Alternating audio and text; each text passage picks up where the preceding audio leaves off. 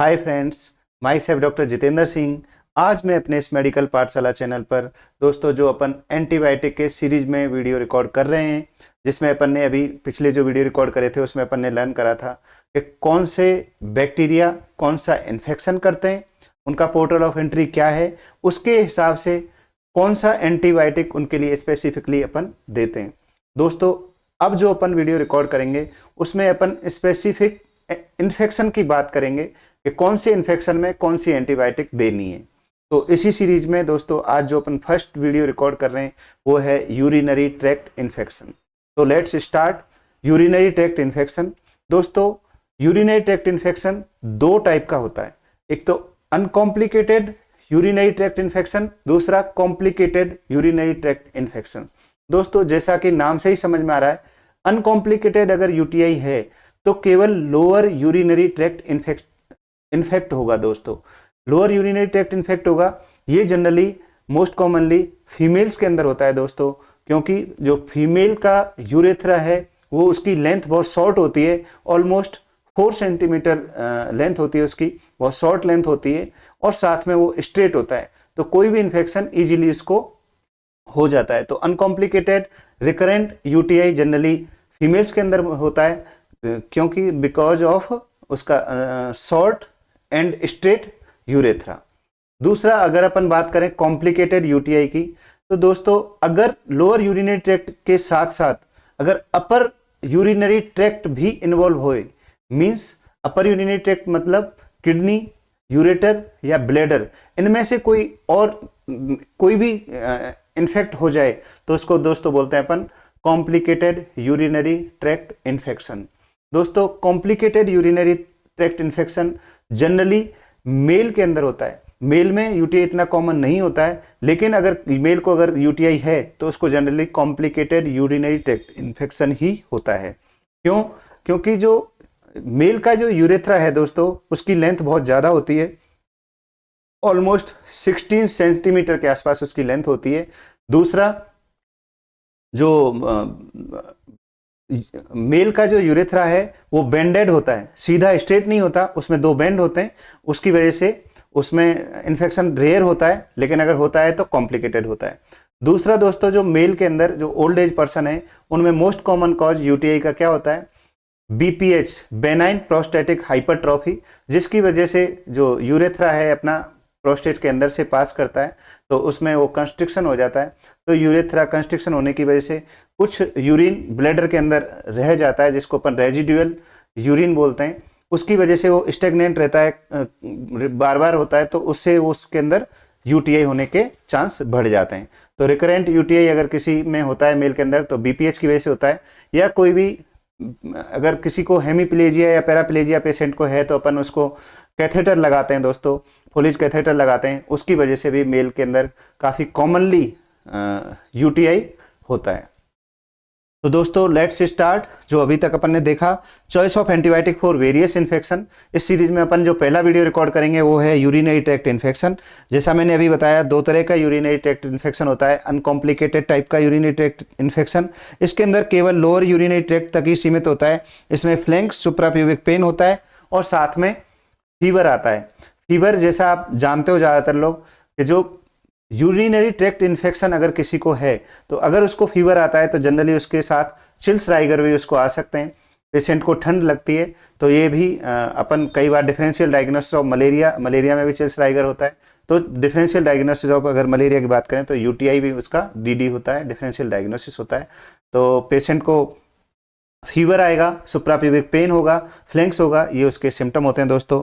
और uncomplicated type का जो यूटीआई है more common in female because of straight and short urethra. लेकिन अगर अपन कॉम्प्लिकेटेड यूटीआई की बात करें तो इन्वॉल्व अपर यूरिनरी ट्रैक्ट आल्सो, इसमें लोअर यूरिनरी ट्रैक्ट के साथ साथ अपर यूरिनरी ट्रैक्ट इन्फेक्शन भी होता है, लाइक किडनी में इन्फेक्शन हो जाए, ब्लैडर में हो जाए, या किसी को सेप्सिस हो जाए लाइक सिस्टाइटिस, पाइलोनेफ्राइटिस, यूरोसेप्सिस कुछ भी दोस्तों हो तो उसको अपन बोलेंगे कॉम्प्लिकेटेड यूरिनरी ट्रैक्ट इन्फेक्शन। जैसा मैंने बताया मेल के अंदर यूटीआई जनरली होता नहीं है, लेकिन अगर होता है तो हमेशा कॉम्प्लिकेटेड ही होता है। दूसरा क्यों होता है मेल के अंदर UTI rare? Because long and bended urethra, उसका जो यूरेथ्रा है बेंडेड होता है, इसमें 2 बेंड होते हैं और काफ़ी लंबा होता है, इस वजह से इसमें रेयर होता है, लेकिन अगर होता है तो कॉम्प्लिकेटेड टाइप का ही होता है। दूसरा दोस्तों, अब हम बात करेंगे ट्रीटमेंट की। तो सबसे पहले हम acute uncomplicated urinary tract infection या सिस्टाइटिस हो या पाइलोनेफ्राइटिस हो उसकी बात करेंगे दोस्तों। तो इसके लिए क्या ट्रीटमेंट देंगे? तो दोस्तों सबसे पहली बात तो एक्यूट अनकॉम्प्लिकेटेड सिस्टाइटिस हो या पाइलोनेफ्राइटिस हो, जनरली ग्राम नेगेटिव बेसिलाई की वजह से होता है, जो मैं पहले भी बता चुका हूं, जिसमें एंटेरोबैक्टीरियसी और स्ट्रेप्टोकोकस सेप्रोफाइटिकस मोस्ट कॉमनली इसको यूटीआई करते हैं। तो ग्राम नेगेटिव बैक्टीरिया है, ग्राम नेगेटिव बेसिलाई हैं, ये कैसा करते हैं दोस्तों? अनकॉम्प्लिकेटेड टाइप का एक्यूट या तो सिस्टाइटिस या पाइलोनेफ्राइटिस करते हैं, और मोर कॉमन इन फीमेल तो होता ही है, मैंने अभी बताया। अब इसमें हमारा जो आज का जो इस वीडियो को रिकॉर्ड करने का जो पर्पज है, अगर किसी पेशेंट को एक्यूट अनकॉम्प्लिकेटेड सिस्टाइटिस है तो क्या स्पेसिफिक एंटीबायोटिक खुद को अपन को देनी चाहिए, तो उसके बारे में दोस्तों आज अपने को मेनली लर्न करना है। तो antibiotic of choice levofloxacin 500 milligram OD देनी चाहिए उसको, ये इसका ड्रग ऑफ चॉइस है। लोग केवल लीवोफ्लॉक्सासिन का नाम सुनते ही समझते हैं केवल चेस्ट इन्फेक्शन में देना है, लेकिन दोस्तों जो ओफ्लॉक्सासिन, लीवोफ्लॉक्सासिन, ये अपने जो ब्लैडर है उसमें जाके काफ़ी कंसंट्रेट होते हैं, उसमें जाके इनकी काफ़ी अमाउंट होती है। तो ये यूटीआई अगर किसी को एक्यूट सिस्टाइटिस या ब्लैडर इन्फेक्शन है तो दोस्तों बहुत अच्छा रिजल्ट होता है इसका। दूसरा आपको पता ही है नाइट्रोफ्यूरेंटोइन, पहले 100 मिलीग्राम बीडी 5 डेज तक देना चाहिए। तो नाइट्रोफ्यूरेंटोइन भी बहुत अच्छा उसका ड्रग ऑफ चॉइस होता है यूटीआई के लिए, एक्यूट अगर किसी को इन्फेक्शन है। और दूसरा अपन कोट्रीमोक्साजोल, अब तो काफ़ी कम हो गया है इसमें क्योंकि कई बार एलर्जिक रिएक्शन एनाफाइलेक्सिस हो जाता है, लेकिन इसका बहुत अच्छा रिजल्ट होता है दोस्तों। बैक्ट्रिम नाम से आती है टैबलेट, बैक्ट्रिम डीएस के नाम से आती है। मेरा किसी कंपनी को प्रमोट करने का कोई इरादा नहीं है, लेकिन मैं ये यूज करता हूँ, मैं इसलिए वो ब्रांड नेम कई बार लिख देता हूँ, बोल देता हूँ। दूसरा दोस्तों जो नाइट्रोफ्यूरेंटाइन है, इसका मैंने लिखा हुआ है एक स्पेसिफिक साइड इफेक्ट है, पेरिफेरल न्यूरोपैथी करता है। तो इतना आपको याद रखना है। अगर किसी को एक्यूट अनकॉम्प्लिकेटेड सिस्टाइटिस या पाइलोनेफ्राइटिस है तो अपन लीवोफ्लॉक्स दे सकते हैं, नाइट्रोफ्यूरेंटाइन दे सकते हैं, कोट्रीमोक्साजोल दे सकते हैं। दूसरा दोस्तों फॉस्फोमाइसिन, ये बहुत अच्छा रिजल्ट होता है इसका। सिंगल डोज भी अपन अगर दे देते हैं पेशेंट को तो बहुत अच्छा उसमें रेस्पॉन्स आता है, बट ये थोड़ा सा इसका कॉस्टली है। ये फॉस्फोमाइसिन के सेचेट आते हैं दोस्तों, ये बैक्टीरिसाइडल होता है फॉस्फोमाइसिन। एक्ट बाई इनहिबिटिंग, कोई भी बैक्टीरिसाइडल ड्रग है जनरली सेल वॉल सिंथेसिस को इनहिबिट करती है, ये भी फॉस्फोमाइसिन भी inhibit cell wall synthesis of bacteria. तो active against several bacteria including MDR gram negative bacteria. दोस्तों बहुत इंपॉर्टेंट है ये, अगर किसी को एमडीआर जो gram negative multi drug resistant से बैक्टीरिया से अगर वो हो रहा है, यूटीआई हो रहा है, तो दोस्तों उसमें फॉस्फोमाइसिन बहुत ही अच्छा रिजल्ट है। सो used in acute cystitis and multi drug resistant UTI.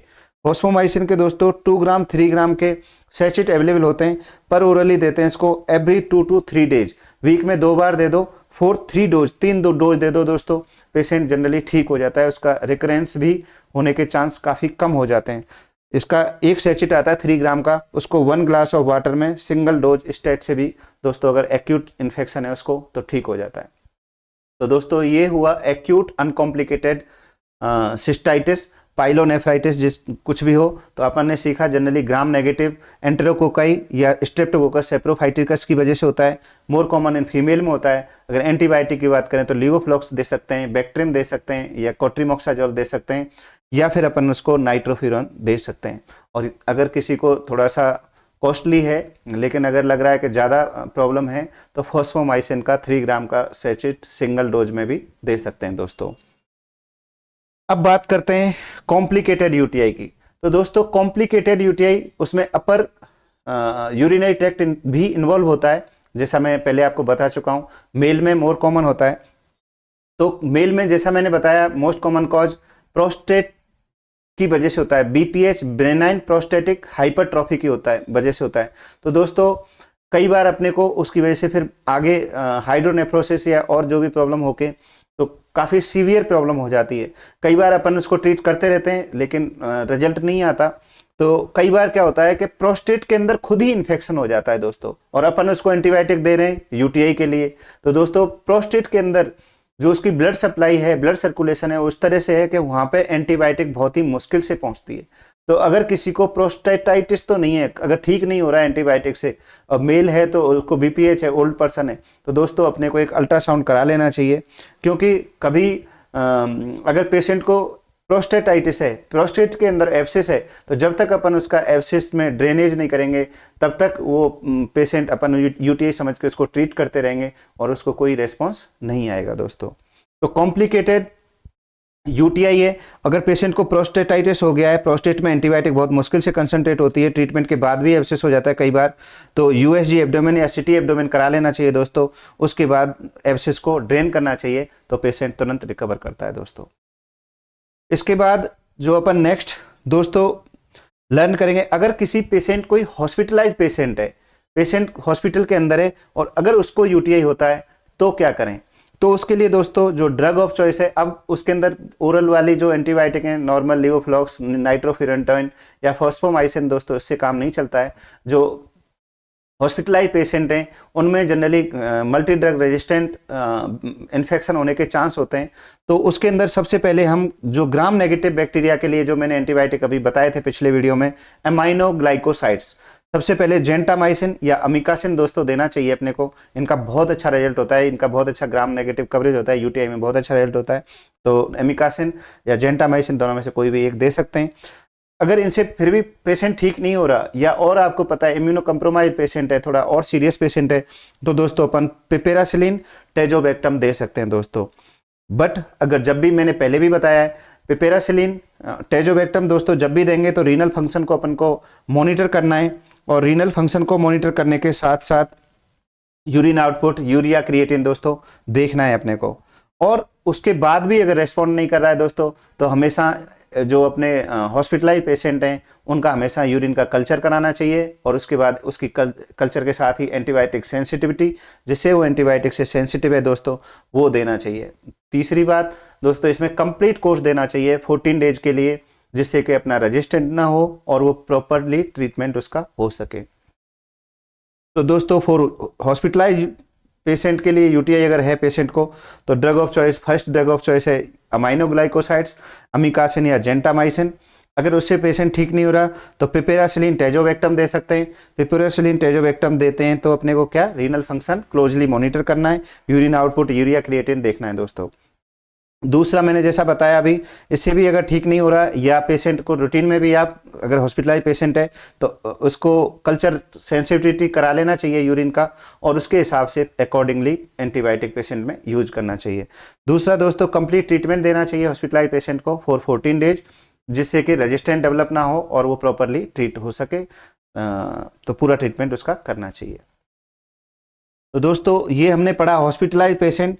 अब जो एक और है रिकरेंस, अगर बार बार, कई बार तुमने देखा होगा स्पेशली फीमेल्स के अंदर, हर महीने उसको यूटीआई होता है या हर 15 दिन में यूटीआई होता है। तो रिकरेंट यूटीआई में दोस्तों क्या करना चाहिए। तो दोस्तों अगर किसी को रिकरेंट यूटीआई है, उसको रिकरेंट बार बार रिकरेंस होता है यूटीआई का, तो सबसे पहले फाइंड आउट द कॉज, उसका कॉज ढूंढना चाहिए दोस्तों। कोई एनाटॉमिकल कॉज तो नहीं है, कोई उसके जेनाइटो यूरिनरी ट्रैक्ट में कॉज तो नहीं है, या फिर पेशेंट ने कहीं इनकम्प्लीट कोर्स तो नहीं लेके छोड़ देता है। ये सारा है, उसका कॉज ढूंढना चाहिए दोस्तों। पहला काम हमारा, अगर रिकरेंस हो रहा है तो क्यों हो रहा है, उसको फाइंड आउट करना चाहिए दोस्तों। दूसरा, अगर पेशेंट ने कंप्लीट एंटीबायोटिक ट्रीटमेंट ले लिया है और उसके बाद भी फिर पेशेंट को रिकरेंस हो रहा है, तो दोस्तों अपने को समझना चाहिए कि ये पेशेंट को एमडीआर रेजिस्टेंट ग्राम नेगेटिव बैक्टीरिया से, जो मल्टी ड्रग रेजिस्टेंट ग्राम नेगेटिव बैक्टीरिया से इन्फेक्शन है, तो ये पूरी तरह से ठीक नहीं हो पा रहा है। तो उसके हिसाब से दोस्तों अपने को एंटीबायोटिक यूज करनी चाहिए, जिससे कि उसका ग्राम नेगेटिव जो मल्टी ड्रग रेजिस्टेंट है वो भी दोस्तों बैक्टीरिया कवर हो जाए। जैसा कि मैंने अभी बताया था, फॉस्फोमाइसिन दे सकते हैं। या फिर दोस्तों अगर पेशेंट को रिकरेंस हो रहा है तो कंप्लीट ट्रीटमेंट देना चाहिए, वही आईवी लीवोफ्लॉक्सासिन देना चाहिए उसको। दूसरा, जैसा मैंने बताया है आपको, सेफेलोस्पोरिन दे सकते हैं दोस्तों। सेफेलोस्पोरिन में भी कौन सा सेफेलोस्पोरिन, मैं बार बार इस चीज को बोलता हूं, जो first generation, second generation cephalosporin है, वो ग्राम पॉजिटिव बैक्टीरिया में अच्छा काम करते हैं। और जो थर्ड जनरेशन और फोर्थ जनरेशन जो सेफेलोस्पोरिन है दोस्तों, वो ग्राम नेगेटिव बैक्टीरिया में अच्छा काम करते हैं। तो सेफ्ट्रिएक्सोन इंजेक्शन या और उसके जो थर्ड जनरेशन फोर्थ जनरेशन के जो एंटीबायोटिक हैं सेफेलोस्पोरिन है दोस्तों, वो अपन दे सकते हैं। उससे भी अगर ठीक नहीं हो रहा तो वही वापस फिर से पिपेरासिलिन टेजोबेक्टम देना है दोस्तों। उससे भी ठीक नहीं हो रहा तो मेरोपेनेम फेरोपेनेम ये देना चाहिए। लेकिन दोस्तों अपन क्या करते हैं, जनरली पेशेंट आता है सीधा मेरोपेनेम लगाते हैं या पिपेरासिलिन टेजोबेक्टम देते हैं। कोई भी नहीं देता लीवोफ्लॉक्स या नाइट्रोफ्यूरेंटोन, सीधा एकदम से डायरेक्ट फर्स्ट एंटीबायोटिक जो उनका है वही उनका लास्ट एंटीबायोटिक बना के रखते हैं। ठीक है दोस्तों, तो ये है रिकरेंट यूटीआई। रिकरेंट यूटीआई के केस में हमेशा सबसे पहला जो आपका काम है वो फाइंड आउट द कॉज। कोई एनाटॉमिकल कॉज तो नहीं है, जेनाइटो यूरिनरी ट्रैक्ट का कोई कॉज तो नहीं है, इनकम्प्लीट कोर्स ऑफ एंटीबायोटिक तो नहीं लिया है। अगर कंप्लीट कोर्स ऑफ एंटीबायोटिक लेने के बाद भी यूटीआई हो रहा है तो दोस्तों हमेशा कॉज एमडीआर या ईएसबीएल ग्राम नेगेटिव इन्फेक्शन होते हैं। तो send culture and then give antibiotic accordingly. ये दोस्तों बहुत इंपॉर्टेंट बात है। अगर आपने पूरा ट्रीटमेंट देने के बाद भी पेशेंट आ रहा है कि सर अभी मैं ठीक नहीं हुआ, फिर होगा 2 दिन बाद आराम मिला था फिर हो गया, इस तरह की अगर हिस्ट्री है तो दोस्तों सीधा उसका आपको gram negative multi drug resistant के बारे में सोचना है और उसका कल्चर कराना है, उसके बाद ही उसको एंटीबायोटिक देनी है। और बाकी दोस्तों रूटीन में अगर नॉर्मल ओरल से ट्रीट नहीं हो रहा तो उसको आईवी लीवोफ्लॉक्सासिन देना है या थर्ड जनरेशन सेफेलोस्पोरिन देनी है, देन पिपेरासिलिन टेजोबेक्टम दे सकते हैं और फाइनली इसको मेरोपेनेम दे सकते हैं।